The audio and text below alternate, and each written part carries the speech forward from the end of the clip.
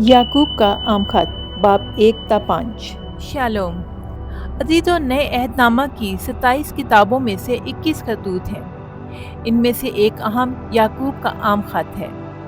याकूब जो गालबन मसीह यीशु के सौतेले भाई थे, हम देखते हैं मत्ती 13 बाब 55 आयत के मुताबिक, और यरूशलेम की कलीसिया के अहम लीडर।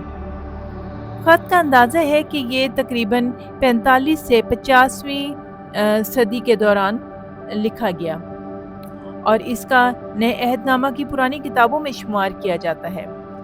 याकूब 1 बाब 1 आयत के मुताबिक ये खत 12 कबाइल को जलावतनी में लिखा गया। इसके अलावा अगर हम इस खत के जो पर्पस है उसके की पॉइंट्स देखें तो उनमें सबसे पहले है फेथ इन एक्शन, आजमाइशों में सब्र, जुबान को काबू में रखने की नसीहत, दौलतमंदों और गरूर पसंदी पर तनकीद, गरीबों की हौसला अफजाई, और ये कि दुआ और शिफा ईमानदारों की ज़िंदगी का अहम जुज़्व है। ये ख़त जिस्म से रूह तक के सफ़र में अहम रोल अदा करता है। याकूब का आम खत बाब 1। खुदा के और खुदावंद यीशु मसीह के बंदा याकूब की तरफ से उन 12 कबीलों को जो जा बजा रहते हैं सलाम पहुँचे। ए मेरे भाइयों, जब तुम तरह तरह की आजमाइशों में पड़ो तो इसको ये जानकर कमाल खुशी की बात समझना कि तुम्हारे ईमान की आजमाइश सब्र पैदा करती है, और सब्र को अपना पूरा काम करने दो ताकि तुम पूरे और कामिल हो जाओ और तुम में किसी बात की कमी ना रहे।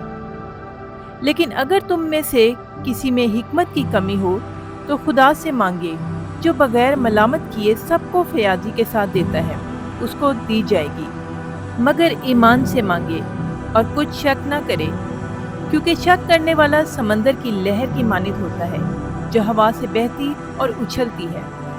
ऐसा आदमी ये ना समझे कि मुझे खुदावन से कुछ मिलेगा। वो शख्स दो दिला है और अपनी सब बातों में बेकयाम। अदना भाई अपने आला मर्तबा पर फख्र करे और दौलतमंद अपनी अदना हालत पर, इसलिए कि घास के फूल की तरह जाता रहेगा, क्योंकि सूरज निकलते ही सख्त धूप पड़ती और घास को सुखा देती है और उसका फूल गिर जाता है और उसकी खूबसूरती जाती रहती है।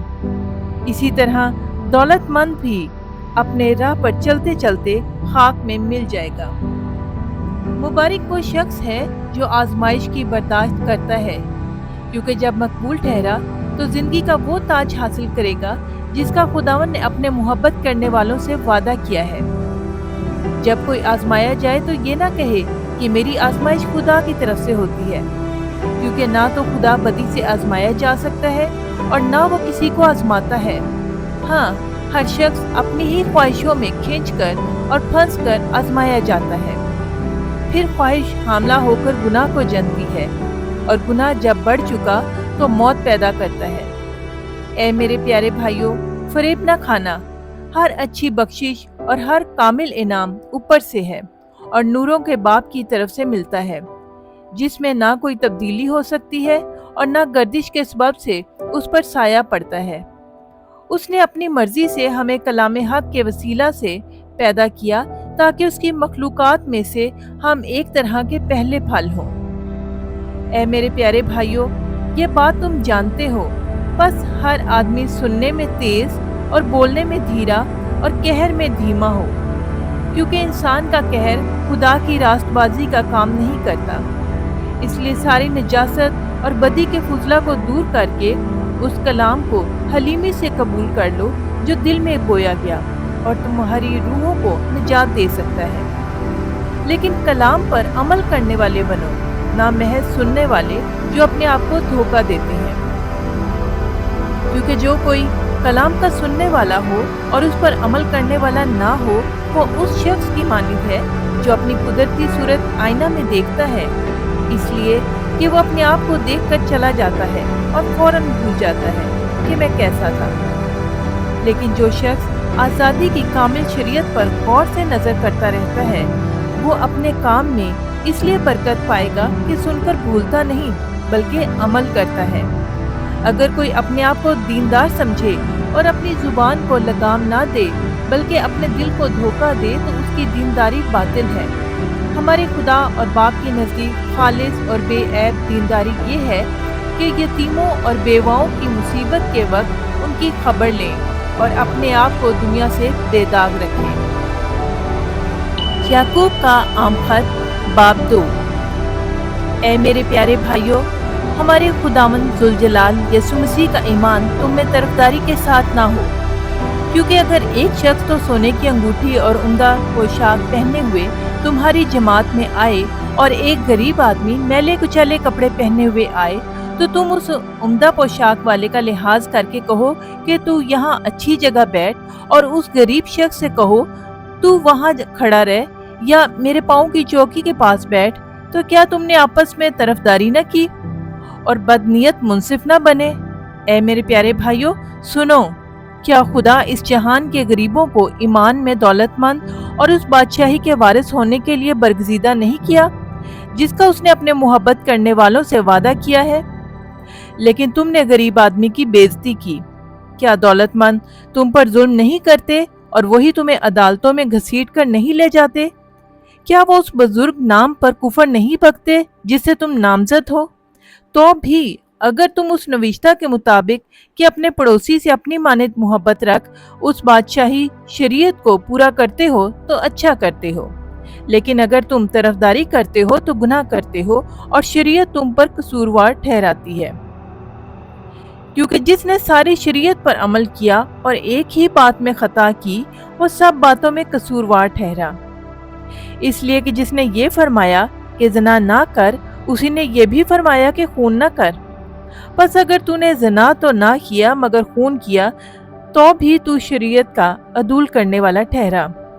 तुम उन लोगों की तरह कलाम भी करो और काम भी, जिनका आज़ादी की शरीयत के मुआफिक इंसाफ होगा, क्योंकि जिसने रहम नहीं किया उसका इंसाफ बगैर रहम के होगा। रहम इंसाफ पर गालिब आता है। ए मेरे भाइयों, अगर कोई कहे कि मैं ईमानदार हूँ मगर अमल न करता हो तो क्या फ़ायदा? क्या ऐसा ईमान उसे निजात दे सकता है? अगर कोई भाई या बहन नंगी हो और उनको रोज़ाना रोटी की कमी हो और तुम में से कोई उनसे कहे सलामती के साथ जाओ, गरम और सैर रहो, मगर जो चीज़ें तन के लिए दरकार हैं वो उन्हें ना दे तो क्या फ़ायदा? इसी तरह ईमान भी अगर उसके साथ अमाल ना हो तो अपनी ज़ात से मुर्दा है। बल्कि कोई कह सकता है तू तो ईमानदार है और मैं अमल करने वाला, तू अपना ईमान बगैर अमाल के तो मुझे दिखा और मैं अपना ईमान अमाल से तुझे दिखाऊंगा। तू इस बात पर ईमान रखता है कि खुदा एक ही है, खैर अच्छा करता है। शयातीन भी ईमान रखते और थरथराते हैं। मगर ऐ निकम्मे आदमी, क्या तू ये भी नहीं जानता कि ईमान बगैर अमाल के बेकार है? जब हमारे बाप इब्राहिम ने अपने बेटे इसहाक को कुर्बानगाह पर कुर्बान किया तो क्या वो अमाल से रासबाज न ठहरा? बस तूने देख लिया कि ईमान ने उसके अमाल के साथ मिलकर असर किया और अमाल से ईमान कामिल हुआ, और ये नविश्ता पूरा हुआ कि इब्राहिम खुदा पर ईमान लाया और ये उसके लिए रास्तबाजी गिना गया और वो खुदा का दोस्त कहलाया। बस तुमने ये देख लिया कि इंसान सिर्फ ईमान ही से नहीं बल्कि अमाल से रास्तबाज ठहरता है। इसी तरह रहा फाशा भी जब उसने कास्तों को अपने घर में उतारा और दूसरी राह से रुखसत किया तो क्या अमाल से रास्तबाज न ठहरी? गर्ज जैसे बदन बगैर रूह के मुर्दा है, वैसे ही ईमान भी बगैर अमाल के मुर्दा है। याकूब का आम खत बाब 3। ए मेरे भाइयों, तुम में से बहुत से उस्ताद ना बने, क्योंकि जानते हो कि हम जो उस्ताद हैं ज़्यादा सज़ा पाएंगे, इसलिए कि हम सब के सब अक्सर खता करते हैं। कामिल शख्स वो है जो बातों में खता ना करे, वो सारे बदन को भी काबू में रख सकता है। जब हम अपने काबू में करने वाले घोड़ों के मुंह में लगाम दे देते हैं तो उनके सारे बदन को भी घुमा सकते हैं। देखो, जहाज भी अगरचे बड़े बड़े होते हैं और तेज हवाओं से चलाए जाते हैं, तो भी एक निहायत छोटी सी पतवार के जरिया से मांझी की मर्जी के मुआफिक घुमाए जाते हैं। इसी तरह जुबान भी एक छोटा सा अज़ू है और बड़ी शेखी मारती है। देखो, थोड़ी सी आग से कितने बड़े जंगल में आग लग जाती है। जुबान भी एक आग है। जुबान हमारे अज़ा में शरारत का एक आलम है और सारे जिस्म को दाग लगाती है और दायरा दुनिया को आग लगा देती है और जहन्नम की आग से जलती रहती है। क्योंकि हर किस्म के चौपाए और परिंदे और कीड़े मकोड़े और दरियाई जानवर तो इंसान के काबू में आ सकते हैं और आए भी हैं, मगर जुबान को कोई आदमी काबू में नहीं कर सकता। वो एक बला है जो कभी रुकती ही नहीं, जहर कातिल से भरी हुई है। इसी से हम खुदावंद और बाप की हम्द करते हैं और इसी से आदमियों को जो खुदा की सूरत पर हैं बद्दुआ देते हैं। ऐ मेरे भाइयों, ऐसा ना होना चाहिए। क्या चश्मा के एक ही मुंह से मीठा और खारी पानी निकलता है? ऐ मेरे भाइयों, क्या अंजीर के दरख्त में जैतून और अंगूर में अंजीर पैदा हो सकते हैं? इसी तरह खारी चश्मा से मीठा पानी नहीं निकल सकता। तुम में दाना और फहीम कौन है जो ऐसा हो वो अपने कामों को नेक चाल चलन के वसीला से उस हिल्म के साथ जाहिर करे जो हिकमत से पैदा होता है। लेकिन अगर तुम अपने दिल में सख्त हसद और तफरके रखते हो तो हक के खिलाफ ना शेखी मारो ना झूठ बोलो। ये हिकमत वो नहीं जो ऊपर से उतरती है, बल्कि दीनवी और निफसानी और शैतानी है। इसलिए कि जहाँ हसद और तफरका होता है वहाँ फसाद और हर तरह का बुरा काम भी होता है। मगर जो हिकमत ऊपर से आती है अव्वल तो पाक होती है, फिर मिलनसार, हलीम और तरबियत पजीर, रहम और अच्छे फलों से लदी हुई, बेतरफदार और बेरिया होती है और सुलह करने वालों के लिए रास्तबाजी का फल सुलह के साथ बोया जाता है। याकूब का आम खत बाब 4। तुम में लड़ाइयाँ और झगड़े कहाँ से आ गए? क्या उन ख्वाहिशों से नहीं जो तुम्हारे अज़ा में फसाद करती हैं? तुम ख्वाहिश करते हो और तुम्हें मिलता नहीं, खून और हसद करते हो और कुछ हासिल नहीं कर सकते। तुम झगड़ते और लड़ते हो, तुम्हें इसलिए नहीं मिलता कि मांगते नहीं। तुम मांगते हो और पाते नहीं, इसलिए कि बुरी नीयत से मांगते हो ताकि अपनी ऐशो इशरत में खर्च करो। ऐ ज़ना करने वालियों, क्या तुम्हें नहीं मालूम कि दुनिया से दोस्ती रखना खुदा से दुश्मनी करना है? बस जो कोई दुनिया का दोस्त बनना चाहता है वो अपने आप को खुदा का दुश्मन बनाता है। क्या तुम ये समझते हो कि किताब मुकद्दस बेफायदा कहती है? जिस रूह को उसने हमारे अंदर बसाया है, क्या वो ऐसी आरजू करती है जिसका अंजाम हसद हो? वो तो ज्यादा तौफीक बख्शता है। इसीलिए आया है कि खुदा मगरूरों का मुकाबला करता है, मगर फरोतनों को तौफीक बख्शता है। बस खुदा के ताबे हो जाओ और अबलीस का मुकाबला करो तो वो तुमसे भाग जाएगा। खुदा के नजदीक जाओ तो वो तुम्हारे नजदीक आएगा। ए गुनाहगारों, अपने हाथों को साफ करो और ए दो दिलों, अपने दिलों को पाक करो। अफसोस और मातम करो और रो। तुम्हारी हंसी मातम से बदल जाएगी और तुम्हारी खुशी उदासी से। खुदाम के सामने फरोतनी करो, वो तुम्हें सरबुलंद करेगा। ए भाइयों, एक दूसरे की बदगोई ना करे। जो अपने भाई की बदगोई करता है या भाई पर इल्जाम लगाता है वो शरीयत की बदगोई करता है और शरीयत पर इल्जाम लगाता है। और अगर तू शरीयत पर इल्जाम लगाता है तो शरीयत पर अमल करने वाला नहीं बल्कि उस पर हाकिम ठहरा। शरीयत का देने वाला और हाकिम तो एक ही है जो बचाने और हलाक करने पर कादिर है। तू कौन है जो अपने पड़ोसी पर इल्जाम लगाता है? तुम जो ये कहते हो कि हम आज या कल फलां शहर में जाकर वहाँ 1 बरस ठहरेंगे और सौदागरी करके नफा उठाएंगे और ये जानते नहीं कि कल क्या होगा। जरा सुनो तो, तुम्हारी जिंदगी चीज ही क्या है? बुखारात का सा हाल, अभी नजर आए अभी गायब हो गए। यूं कहने की जगह तुम्हें ये कहना चाहिए, अगर खुदावन चाहे तो हम भी जिंदा रहेंगे और ये या वो काम भी करेंगे। मगर अब तुम अपनी शेखी पर फख्र करते हो। ऐसा सब फख्र बुरा है। बस जो कोई भलाई करना जानता है और नहीं करता उसके लिए ये गुनाह है। याकूब का आम खत बाब 5। ए दौलतमंदो, जरा सुनो। तुम अपनी मुसीबतों पर जो आने वाली हैं रो और वावेला करो। तुम्हारा माल बिगड़ गया और तुम्हारी पोशाकों को कीड़ा खा गया। تمہارے سونے چاندی کو جو زنگ لگ گیا اور وہ زنگ تم پر گواہی دے گا اور آگ کی طرح تمہارا گوشت کھائے گا۔ تم نے اخیر زمانہ میں خزانہ جمع کیا۔ دیکھو جن مزدوروں نے تمہارے کھیت کاٹے، ان کی وہ مزدوری جو تم نے دغا کر کے رکھ چھوڑی چلاتی ہے، اور فصل کاٹنے والوں کی فریاد رب الفواج کے کانوں تک پہنچ گئی ہے۔ تم نے زمین پر عیش و عشرت کی اور مزے اڑائے۔ تم نے اپنے دلوں کو ذبح کر کے دن موٹا تازہ کیا۔ تم نے راست باز شخص کو قصوروار ٹھہرایا اور قتل کیا۔ وہ تمہارا مقابلہ نہیں کرتا۔ پس اے بھائیو، خداوند کی آمد تک صبر کرو۔